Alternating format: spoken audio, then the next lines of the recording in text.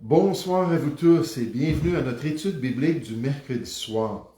À notre temps ensemble dans l'analyse de la parole de notre Dieu, une analyse qui parfois nous porte à confronter des erreurs propagées parmi les chrétiens, parmi l'Église de Jésus-Christ, des croyances et des pratiques basées sur une mauvaise compréhension du texte biblique, sur une mauvaise interprétation du message des Écritures. Et ce soir, c'est le cas. Nous allons examiner une pratique erronée parmi les chrétiens et surtout le texte biblique qui est utilisé pour justifier cette pratique dans l'Église de Jésus-Christ. Pratique qui est rare, je dois l'avouer, parmi les croyants, au moins je crois, mais qui existe tout de même parce qu'il y a certaines dénominations qui la pratiquent. Parlons donc pendant quelques instants ce soir de la confession des péchés en Église. La confession des péchés en Église.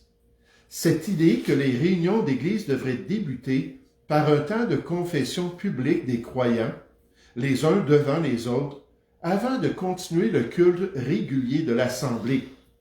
C'est-à-dire qu'un dimanche matin, par exemple, les chrétiens se réunissent ensemble et avant de commencer à chanter des cantiques et à écouter le message de la parole de Dieu, tous les chrétiens, un après l'autre, vont confesser aux autres les péchés qu'ils ont commis durant la semaine précédente, les mensonges qu'ils ont faits, la convoitise qu'il y avait dans leur cœur, l'irritation contre leurs enfants, l'infidélité contre leurs conjoints, les mauvaises compagnies qu'ils ont eues.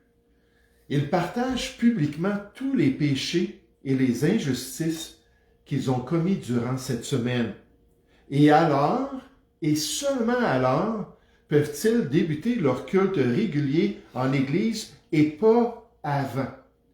Certains croyants prennent cela, le texte biblique qu'on va voir, comme un commandement du Seigneur, et ils disent qu'ils ne peuvent pas servir Dieu tant qu'il n'y a pas eu ce genre d'interaction ensemble pour parler de tout ce qu'ils ont fait de mal durant la semaine, puis de confesser ça devant les autres chrétiens. Est-ce que la Bible ordonne un tel rituel dans l'Église de Jésus-Christ? Une telle confession publique est-elle requise des chrétiens avant de pouvoir adorer leur Dieu? Doivent-ils laver leurs vêtements en public chaque semaine afin de pouvoir légitimement ensuite s'unir d'un même esprit dans le Seigneur? Allons voir le texte justificateur utilisé par ceux qui répondent « oui » à toutes ces questions. Tournons ensemble dans l'Épître de Jacques au chapitre 5. L'Épître de Jacques au chapitre 5 à partir du verset 13. Puis on va lire toute la section qui parle de ce sujet-là jusqu'au verset 20, mais on va se concentrer surtout de 13 à 16 ce soir. L'Épître de Jacques au chapitre 5, verset 13. Quelqu'un parmi vous est-il dans la souffrance, on parle à des chrétiens ici, qu'il prie. Quelqu'un est-il dans la joie, qu'il chante des cantiques. Quelqu'un parmi vous est-il malade, qu'il appelle les anciens de l'Église et que les anciens prient pour lui en loignant d'huile au nom du Seigneur. La prière de la foi sauvera le malade et le Seigneur le relèvera et s'il a commis des péchés, il lui sera pardonné. Là, remarquez au milieu de tout cela le verset 16. Confessez donc vos péchés les uns aux autres. Confessez donc vos péchés les uns aux autres et priez les uns pour les autres afin que vous soyez guéris. La prière agissante du juste a une grande efficacité. Élie était un homme de la même nature que nous. Il pria avec instance pour qu'il ne pleuve point. Il ne tomba point de pluie sur la terre pendant 3 ans et 6 mois quand on est en train de prier selon la volonté de Dieu. C'est puissant. C'est pour ça qu'il utilise l'exemple d'Élie, un simple homme qui a été utilisé comme ça par le Seigneur. Verset 18, puis il pria de nouveau et le ciel donna de la pluie et la terre produisit son fruit. Mes frères, si quelqu'un parmi vous s'est égaré loin de la vérité et qu'un autre l'y ramène, qu'il sache que celui qui ramènera un pécheur de la voie où il s'est égaré sauvera une âme de la mort et couvrira une multitude de péchés. Alors, que penser de cette question de la confession publique des péchés en Église. Est-ce bien ce que ce texte, utilisé par certains pour justifier la pratique, enseigne aux chrétiens? Pris seul et sans analyse du contexte et du restant du Nouveau Testament, le commandement du verset 6 peut sembler indiquer que c'est une pratique que Dieu veut. Verset 16, merci, que c'est une pratique que le Seigneur veut dans son Église. Confessez donc vos péchés les uns aux autres. C'est tellement important de comprendre en tant que chrétien qu'on ne peut jamais baser une croyance ou une pratique sur un verset par lui-même. On ne peut développer notre théologie pour l'Église sans considérer tout ce que la Bible a à dire sur une question. Toute Écriture est inspirée de Dieu, le Nouveau Testament nous dit, et doit être consultée pour nous enseigner, pour nous convaincre, pour nous corriger, pour nous discipliner dans la volonté de Dieu. Ce soir, j'aimerais suggérer que la première chose à faire lorsqu'on entend une question comme celle-ci, de confesser publiquement d'une manière hebdomadaire en Église nos péchés avant de commencer notre culte, ou n'importe quelle autre question qu'on entend qui n'est pas standard parmi les chrétiens, qui nous semble étrange, j'aimerais suggérer qu'il faut comparer le passage en question avec le livre des Actes et avec l'enseignement des épîtres du Nouveau Testament. Toujours prendre le passage et le comparer avec le livre des Actes et avec les Épîtres. Maintenant, peut-être vous pouvez vous poser la question, pourquoi prendre le livre des Actes et des Épîtres comme des références? Parce que c'est bien clair dans le Nouveau Testament que le livre des Actes présente les pratiques de l'Église de Jésus-Christ et les Épîtres présentent les instructions précises pour l'Église chrétienne. Donc, si quelque chose n'est pas pratiqué dans le livre des Actes, et il y a des nuances à tout cela, et en plus n'est pas enseigné dans les épîtres du Nouveau Testament, alors ce n'est probablement pas la volonté de Dieu pour l'Église de Jésus-Christ. Alors, qu'est-ce qu'on apprend concernant cette question et concernant cette pratique de la confession publique des chrétiens en Église? Dans l'exemple du livre des Actes, concernant ce lavage de nos vêtements sales en public, ou cette confession hebdomadaire des péchés des croyants, il n'y a absolument aucun exemple. Nada. Rien. Jamais est-ce qu'on décrit les chrétiens qui se réunissent à Jérusalem, les chrétiens qui se réunissent à Antioche, les chrétiens qui se réunissent à Colosse dans une maison. Jamais est-ce qu'on présente cette activité-là.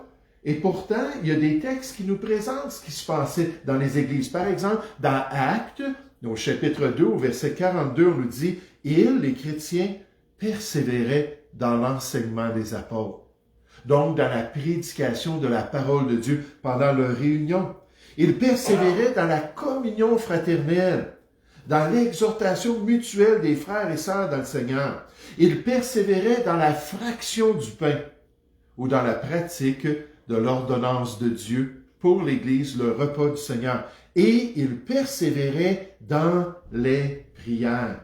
Les prières publiques ensemble dans la présence de leur Dieu. Et il n'y a aucune mention dans ce passage ou dans d'autres passages d'un élément qui s'ajoute à tout cela, qui devait être ordinaire, qui devait faire partie des réunions qui étaient nécessaires pour la communion fraternelle. Et c'est ce qu'on retrouve dans le livre des Actes. Cette pratique ne se trouve pas dans le livre des Actes, qui est le livre modèle pour les pratiques de l'Église. C'est un peu comme un autre exemple qu'on entend occasionnellement. Ce rituel-là du lavage des pieds. Et certains vont le pratiquer le samedi avant de venir se réunir le dimanche, et d'autres vont le pratiquer le dimanche matin, alors qu'ils vont tous venir ensemble, ils vont s'asseoir en cercle. Là, quelqu'un va partir avec un seau d'eau, il va commencer à laver les pieds d'un autre chrétien. Une autre personne va venir puis va laver les pieds, basé sur Jean 13. Puis ils disent qu'on ne peut pas avoir une part dans l'Église de Jésus-Christ, on ne peut pas avoir une part dans le ministère chrétien si on ne sait pas laver les pieds.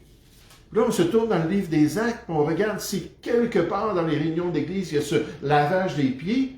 Et la réponse, c'est non. Ça ne se trouve pas là dans l'exemple pour l'Église de Jésus-Christ. Maintenant, deuxièmement, qu'en est-il des instructions dans les épîtres pour l'Église de Dieu sur cette question. À part ce texte biblique dans Jacques chapitre 5, il n'y a aucune instruction particulière pour une telle pratique durant les réunions de l'Église chrétienne. On nous dit concernant les chrétiens dans Éphésiens chapitre 2, on nous dit ainsi donc, je vous donne la référence, Éphésiens 2, 19 à 22, ainsi donc, vous n'êtes plus des étrangers, ni des gens du dehors de l'Église de Jésus-Christ, de l'œuvre de Dieu, mais vous êtes concitoyens des saints, des chrétiens, gens de la maison de Dieu, de l'Église de Jésus-Christ. Vous avez été édifiés sur le fondement des apôtres et des prophètes, pour là on voit la structure de l'Église, Jésus-Christ lui-même étant la pierre angulaire qui donne la force à l'Église. En lui, Jésus-Christ, tout l'édifice, toute la construction spirituelle bien coordonnée s'élève pour être un temple saint dans le Seigneur. En lui, vous aussi êtes édifiés pour être une habitation de Dieu en esprit si vous prenez le temps de vous confesser les péchés à chaque semaine ou à chaque fois que vous vous réunissez. Non, ça ne se trouve pas là. Donc, on regarde dans les instructions, dans de tels passages, il n'y a aucune mention du besoin de confesser nos péchés en assemblée, parce que là, il faut comprendre, là, Jacques chapitre 5 est inspiré de Dieu et il y a un contexte qu'on va regarder dans un instant. Mais aucune instruction de la nécessité avant de se réunir ensemble pour adorer Dieu, de confesser nos péchés, de laver nos vêtements devant l'Église de Jésus-Christ, pour garantir que nous aurons une spiritualité ensemble dans l'Église locale. Il n'y en a pas. Puis en plus de ça, dans les épîtres, il y a ce qu'on appelle des épîtres pastorales. En particulier, là on peut se tourner, ce sont des instructions aux dirigeants de l'Église qui essaient de démontrer comment il faut se conduire dans la maison de Dieu. On nous dit dans 1 Timothée 3,15 qui est l'Église du Dieu vivant, la colonne et l'appui de la vérité. Puis là, on peut passer à travers ces trois épîtres-là. Certains vont rajouter l'épître de Philémon. Je suis pas à l'aise avec ça. C'est 1 et 2 Timothée, puis l'épître de Tite. Mais tout à coup, Philémon, ça serait aussi un ancien et qu'il aurait reçu ces instructions-là. Et là, on regarde cela, puis il n'y a aucune mention. Écoutez, n'oubliez pas, c'est prioritaire avant tout. Soyez certains de vous confesser les uns aux autres les péchés de la semaine pour pouvoir ensuite adorer votre Dieu. Ça n'existe tout simplement pas. Puis certainement, s'il y a un endroit où on devrait trouver une telle instruction, ce serait dans les épîtres pastorales. Ça serait dans ces textes spécifiques que Dieu a donnés à son Église bien-aimée pour qu'elle puisse savoir comment l'honorer et lui plaire dans l'Église de Jésus-Christ. Ainsi, il n'y a aucune confirmation dans le restant du Nouveau Testament quant à une pratique nécessaire pour l'Église de Jésus-Christ. On a regardé, on a comparé la confession des péchés en Église avec le restant du Nouveau Testament, en particulier avec le livre des Actes, les instructions des épîtres pastorales.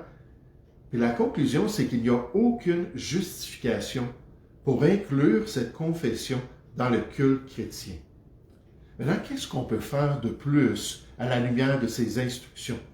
J'aimerais à nouveau vous suggérer qu'il faut comparer cette pratique de confession en Église avec le contexte du passage en question, le contexte de Jacques chapitre 5, pour nous assurer de bien comprendre ce texte biblique, pour être certain de ne pas prendre ce passage hors contexte, pour ne pas falsifier en fait le message des Écritures, ne pas tordre le sens de la parole de Dieu, comme la Bible nous dit dans 2 Pierre 3,16, font des faux frères, des gens qui sont mal affermis et qui mettent des ténèbres sur le vrai sens des Écritures.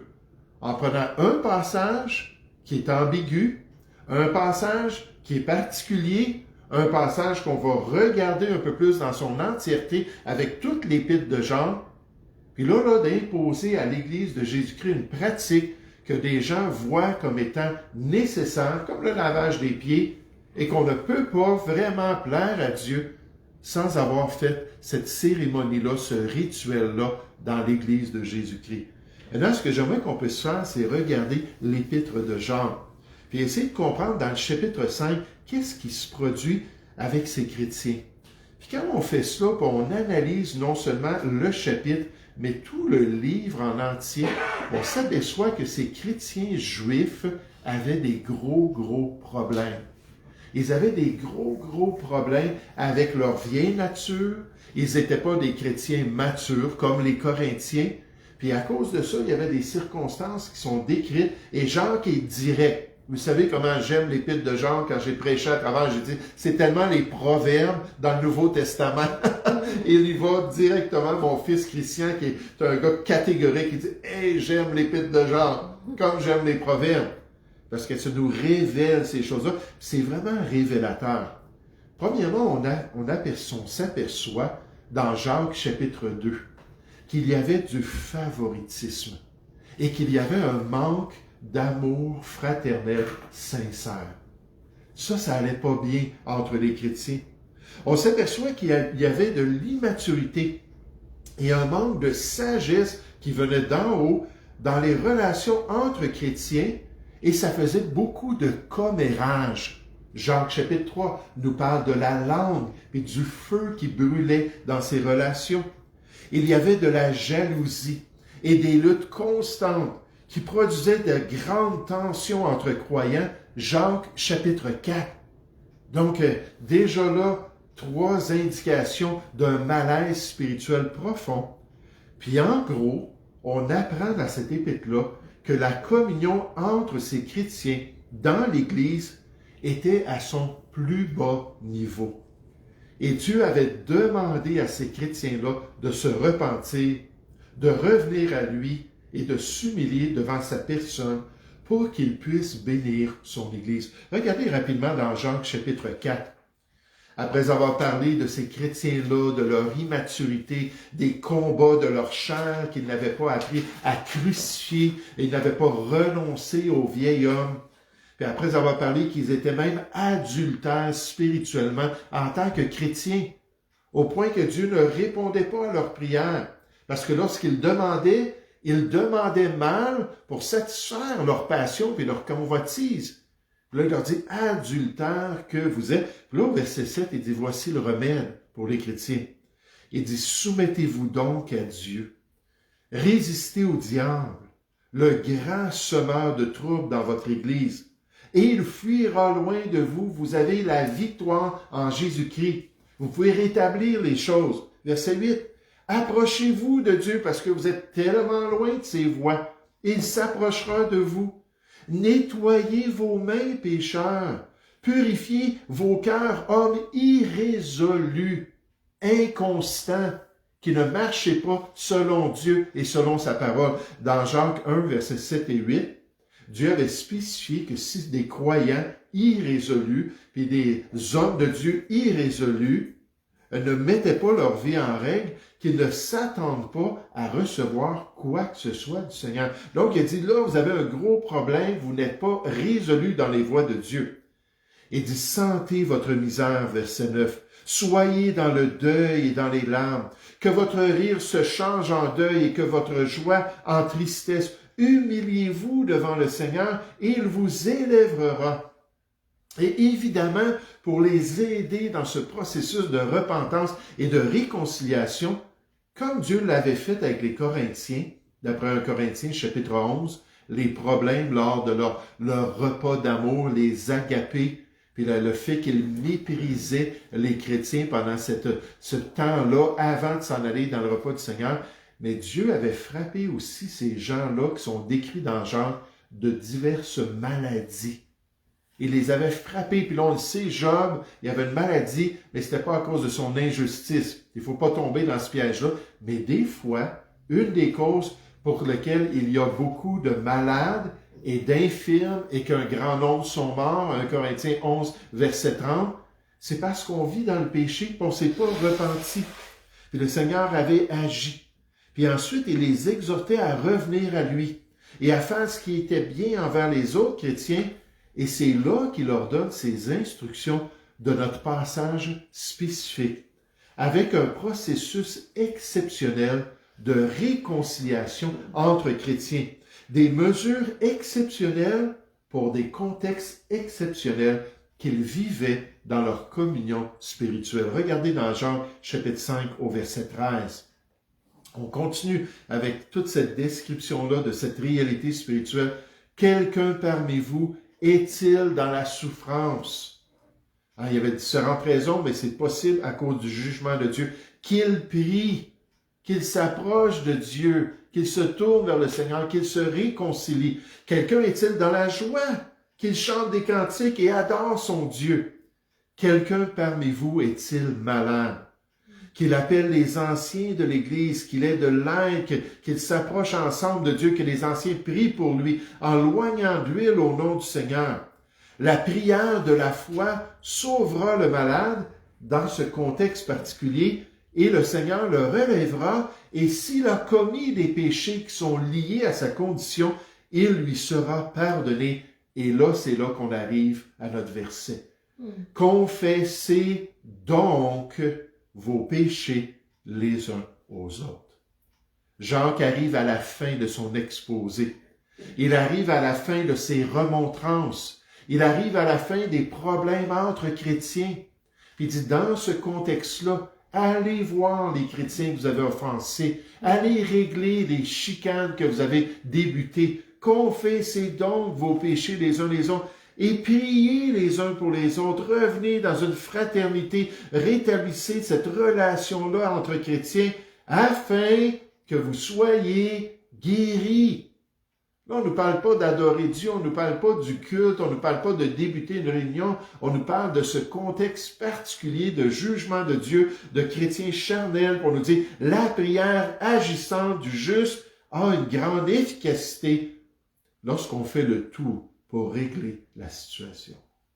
Lorsqu'un chrétien offense Dieu, il doit le confesser à son Père céleste. 1 Jean, chapitre 1, au verset 9. Lorsqu'il offense son frère, il doit aller aussi voir son frère et régler la situation avec lui. Pas ici dans le contexte d'une confession publique pour débuter une réunion, mais alors qu'il va entre lui et la personne concernée pour pouvoir confesser son péché.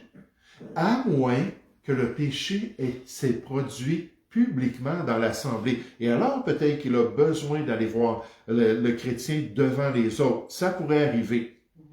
Dans Luc chapitre 17 au verset 3, on nous dit « Si ton frère a péché, reprends-le.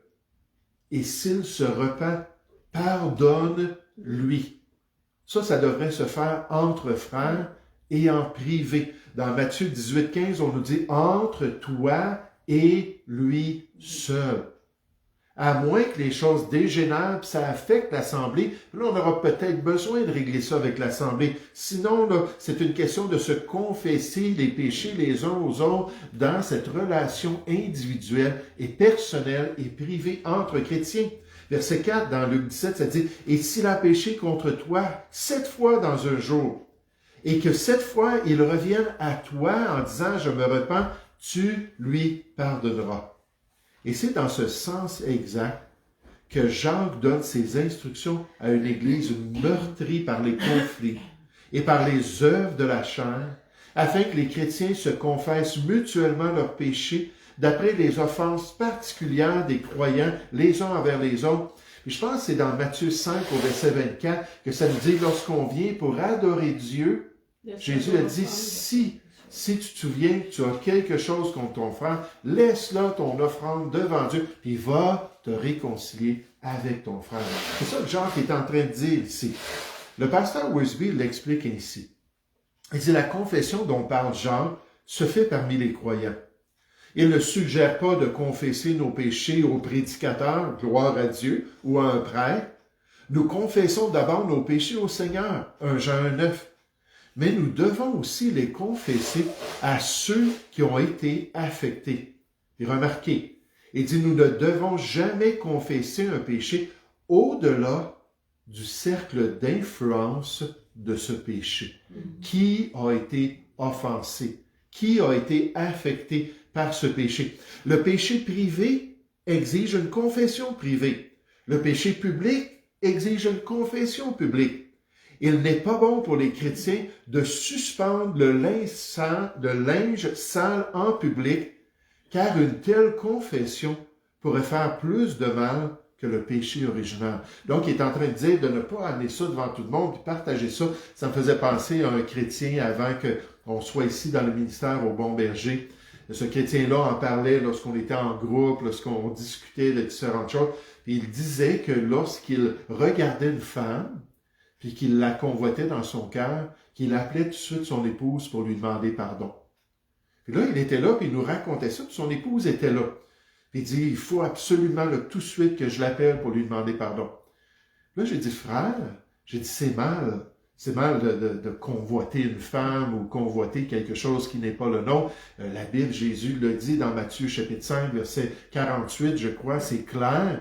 Certains croyants disent, oui, mais si je lui touche pas, puis je couche pas avec, c'est correct. Non, c'est grave, parce que ça se passe dans le cœur. Mais j'ai dit, si ça se passe dans le cœur, qui voit le cœur? J'ai dit, c'est Dieu qui voit le cœur. Il faut que tu lui dises à lui. Puis il a entendu ça, puis il a dit, non, il faut que je le dise à mon épouse, puis ainsi de suite. Donc, après des années, probablement que son épouse avait compris que c'était un besoin pour lui, mais quel fardeau ça pourrait être, n'est-ce pas? Fait que là, imaginez, cette semaine, j'arrive à l'église, puis je dis, OK, frères et sœurs, voici ce que j'ai fait pendant la semaine. Puis là, je vous ouvre tout cela à chaque semaine. Je pense qu'on perdrait des gens. Les gens seraient tannés d'entendre ça. Et ça n'a aucune base biblique. William Burkitt, un théologien, rappelle, il y a un temps et une saison où il est de notre devoir de confesser nos péchés. Non seulement à Dieu, comme certains croyants le pensent, mais aussi les uns aux autres. Puis il y en a des chrétiens que c'est plus difficile pour eux. On sait que c'est difficile pour tous les croyants. Ça prend de l'humilité. Puis là, c'est difficile d'admettre qu'on s'est trompé, puis on a mal parlé, on a mal agi, on a eu les mauvaises attitudes. Il dit, c'est pas qu'on doit aller le faire juste envers Dieu, mais les chrétiens aussi doivent entendre notre témoignage lorsqu'on les a offensés. Il dit, si vous offensez votre pasteur, allez lui demander pardon. Si vous offensez votre voisin que vous avez blessé et lésé, si vous avez offensé des gens en les tentant de faire ce qui est mal, en étant une occasion de chute, et ils ont consenti à vous suivre dans le péché, il faut leur demander pardon. Il dit confesser l'un à l'autre. C'est pourquoi on entend généralement par là l'aveu d'un préjudice privé qui doit rester privé. Le malade, dans le contexte ainsi disposé, doit se réconcilier avec son prochain aussi bien qu'avec son Dieu. Et c'est pour ça que la grande majorité des dénominations chrétiennes évangéliques qui sont fidèles à la parole de Dieu ne voient pas dans Jacques 5,16 un commandement pour avoir un rituel de confession dans l'assemblée. On doit venir, Hébreux 10, 25, pour s'exciter, ou Hébreux 10, 24, pour s'exciter à l'amour et aux bonnes œuvres. Puis là, on va tout l'avouer régulièrement, qu'on bronche tous de toutes sortes de manières. Il n'y en a pas d'élite spirituelle, il n'y en a pas de chrétiens qui ont la chair irradiée. Ça n'existe pas. Puis on va tomber, puis on va s'aider à se relever mutuellement. Mais sans un tel rituel. La confession des péchés en l'Église, pas vraiment. Le livre des Actes n'en parle pas. Les épîtres ne disent rien, sauf dans une pratique privée, dans son contexte, et même si des fois elle peut être appliquée publiquement dans certaines circonstances exceptionnelles, comme quelque chose qui se ferait, puis qu'il y aurait des témoignages de d'autres chrétiens alors que l'offense se fait. Mais soyons sages et pratiquons correctement ce que la parole de Dieu nous enseigne. Examinons toujours les Écritures pour être certains de pratiquer vraiment la volonté de Dieu et pour que le Seigneur nous récompense un jour pour notre fidélité et notre obéissance à sa parole. Et c'est juste un exemple avec le lavage des pieds. Puis il y aurait toutes sortes d'autres sujets qu'on pourrait examiner comme ça, mais qu'on nous aide par la grâce de Dieu à devenir sages et à bien pratiquer les Écritures. Nous allons prier ensemble. Oui, Père Céleste, on veut te louer et te remercier pour ce temps qu'on a pu passer ensemble.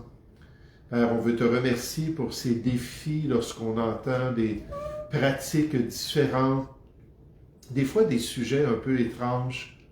ou même des choses qu'on considère extrêmes. Et Père Céleste, je te prie qu'on puisse avoir cette discipline, comme les Béréens qu'on voit dans Acte 17 au verset 10, qui examinaient les Écritures, le barème de leur croyance, le gabarit de leur foi, pour s'assurer que ce qu'ils entendaient était bien exact.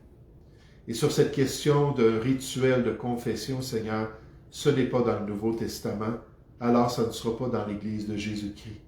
Et pour le lavage des pieds, c'est la même chose. Quel bel esprit, Seigneur, de service nous avons dans notre assemblée. Et je te prie qu'il puisse continuer. Mais Seigneur, on ne veut pas d'un rituel vain et d'un rituel qui ne fait pas partie de ton plan. Bénis ton Église et donne beaucoup de discernement aux dirigeants des assemblées. Seigneur, nous te prions au nom du Seigneur Jésus. Amen.